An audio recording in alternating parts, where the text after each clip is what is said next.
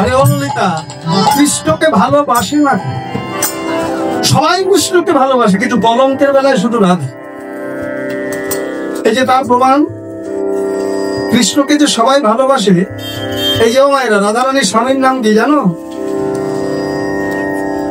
আয়ান। আর ননদী কুটিলা। এই যে আয়ানের মথুরায় বিরাট বড় মাখন, লক্ষ লক্ষ গাভী সেখানে।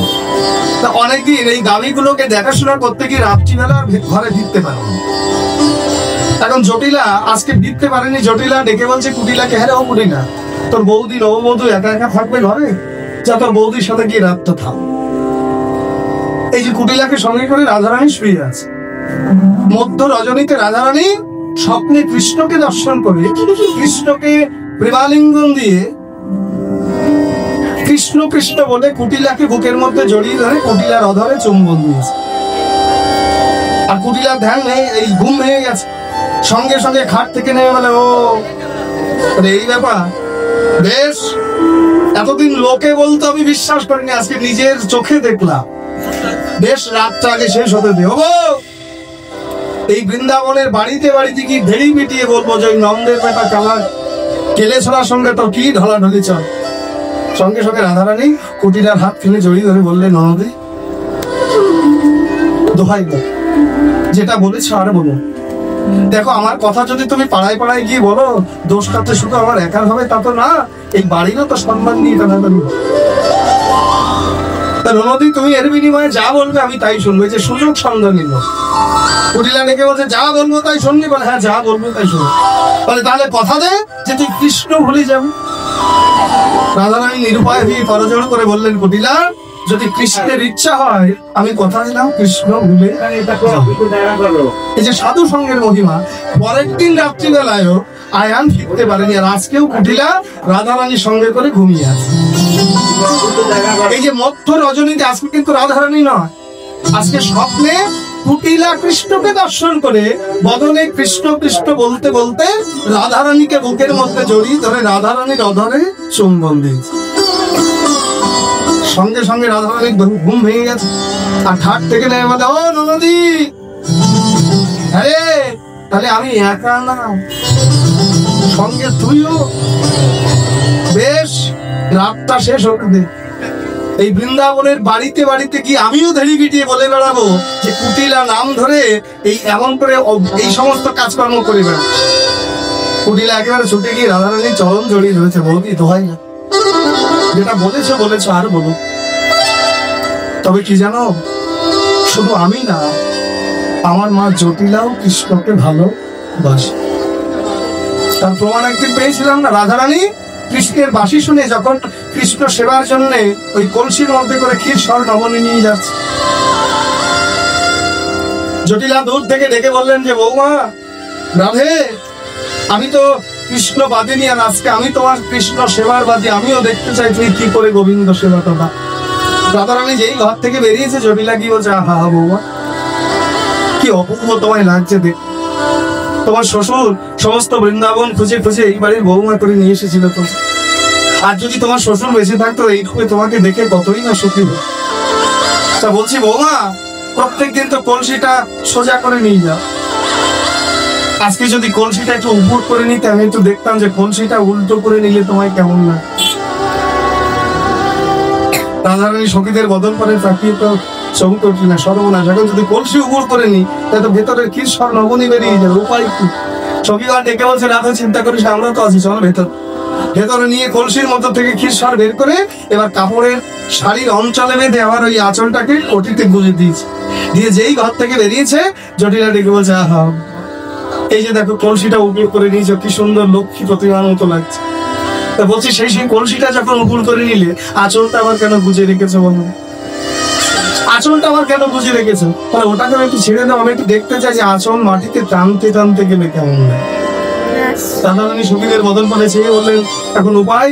তাহলে আমরা তো আছি, চল ভিতর। আঁচল থেকে ক্ষীর সব নবনী নিয়ে এবার রাধারানী চুলের খোপার মধ্যে দিয়ে যখনই ঘর থেকে বের হয়েছিল, আবার জটিল এসে বলছে, বৌমা এই যে দেখো কলসিটা উপর করে নিয়েছে, শাড়িটা ছেড়ে দিয়েছো, কি সুন্দর লাগছে তোমার, তার চুলটা আবার কেন বেঁধে রেখেছো? বলো, একটু চুলটাও ছেড়ে দাও, আমি একটু দেখি যে এলোকেশী রূপে তোমায় কেমন লাগে। রাধারানী সখীদের বদন পানে চেয়ে বলেন এখন উপায় বলে চল। রাধারানী নিরুপায় হয়ে ক্ষীরসর নবনী এবার নিজের মুখ কহুক বলে যখনই ঘর থেকে পা মারিয়েছে জটিলা ডেকে বললে রাধে গো এত চেষ্টা করো আজকে কৃষ্ণ সেবা হতে তোমায় বঞ্চিত কর, আমি ব্যক্ত বলিহারি যাই তোমার কৃষ্ণ অনুরাগ, আমিও দেখতে চাই যে তুমি কেমন করে গোবিন্দ সেবা। রাধারানী যখনই কদম্ব বৃক্ষ তলে এসে দাঁড়িয়েছে গোবিন্দ বৃক্ষ হতে নেমে ডেকে বলে রাধে কখন থেকে বাঁশি বাজাচ্ছে আর এখন তোমার আসার সময় কই গো দাও কি এনেছো।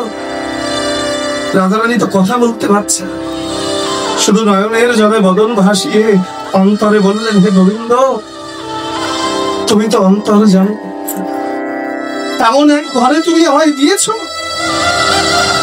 যে ঘরে আমি চাইলেও তোমার সেবা দিতে পারি। তুমি অন্তর জানি একবার চেয়ে দেখো আমি আমার অধরে করে তোমার সেবার যদি পারো একবার এই দাসীর অধরে অধর দিয়ে তুমি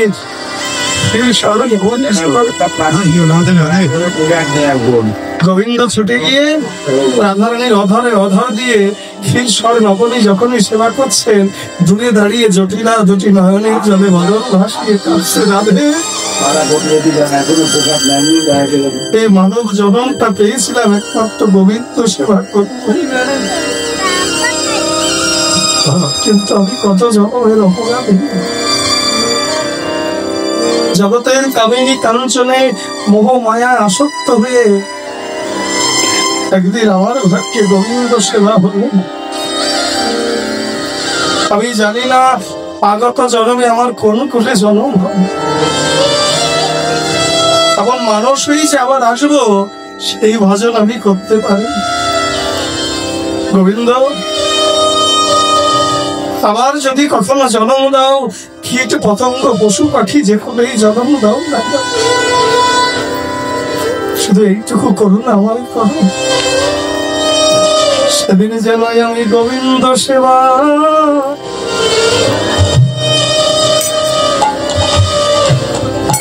লাগিতে পারি।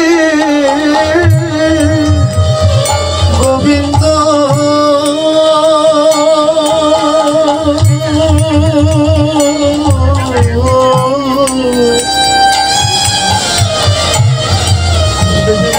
আমি গোবিন্দ সেবা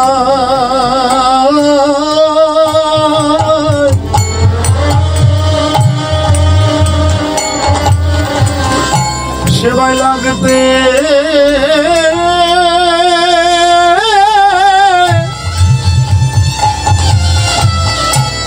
সেবায় লাগতে পারি।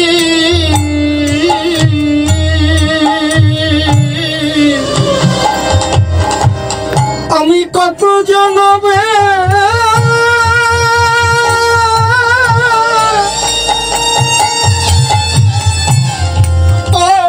অপরাধী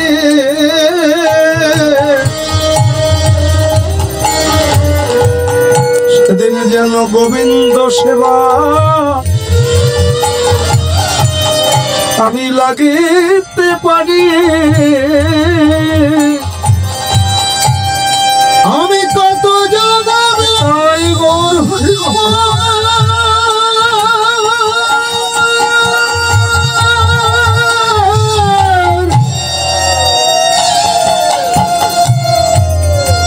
আমি কত জানাবে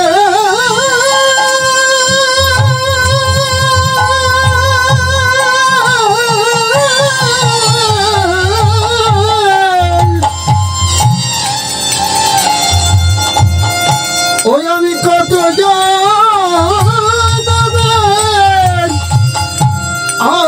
অপরাধী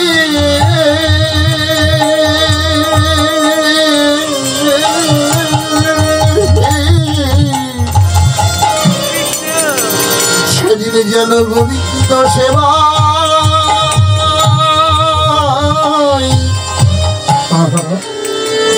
আমি লাগতে পারি আমি আগের ভাগে জানাইয়ে রাখি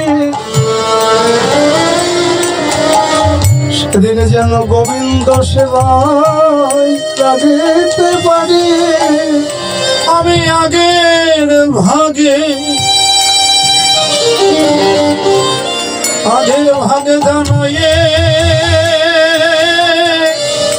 রাখি সেদিন যেন গোবিন্দ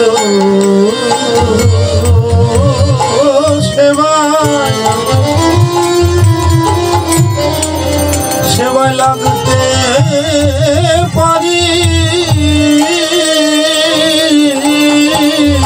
শুধু এই নিবেদন করা রইল যেন গোবিন্দ সেবায় লাগতে পারি আমার নিবেদন করা রইল গোবিন্দ সেবায় লাগতে পারি শুধু এই নিবেদন আমার করা রইল আমি আসতে পারি আর আমার নিবেদন করা রইল আসতে পারি আর নাই বাবা